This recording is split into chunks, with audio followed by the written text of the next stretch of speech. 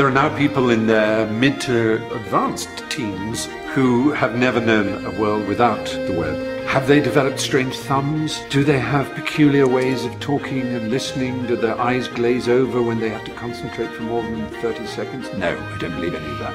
I'm not particularly negative or pessimistic about the social qualities of Generation Web, as they're called. Let's get real about this. Connection is what humans crave. It's what we are all about.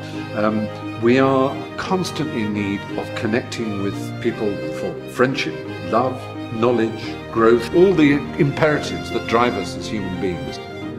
Where people make their fundamental error who criticize all this is they think you either sit in front of a screen of some kind, tapping away all your life, or you sit in an old-fashioned study with books and you read properly and you engage properly and you go for walks. Well, I do both. And most people do both. It is not one or the other. We're also proud of our youth. We think our youth and our childhood was somehow, if not perfect, it was, even if it was imperfect, it made us suffer.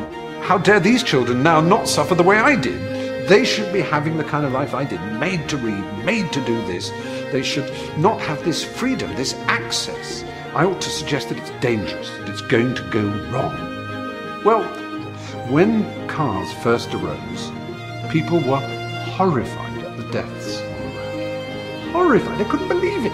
I mean, there were hundreds of people being squelched every day. It was grotesque. And you know, if you just braked in a car at 30 miles an hour, you'd kill yourself on the steering wheel, you'd break your neck. People were dying all the time. Did they say, oh, that's it, we can't have cars? Sorry. Not on your Nelly.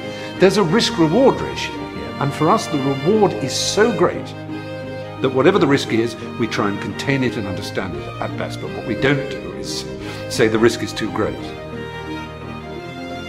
So there's that side of it where the press feel somehow their authority is under threat. And through things like Twitter and Facebook, individuals and celebrities and politicians are finding other mouthpieces, other ways of connecting than newspapers. And we've created villages and towns to help us do that, and roads, and now we've created something else that allows us to do it even more.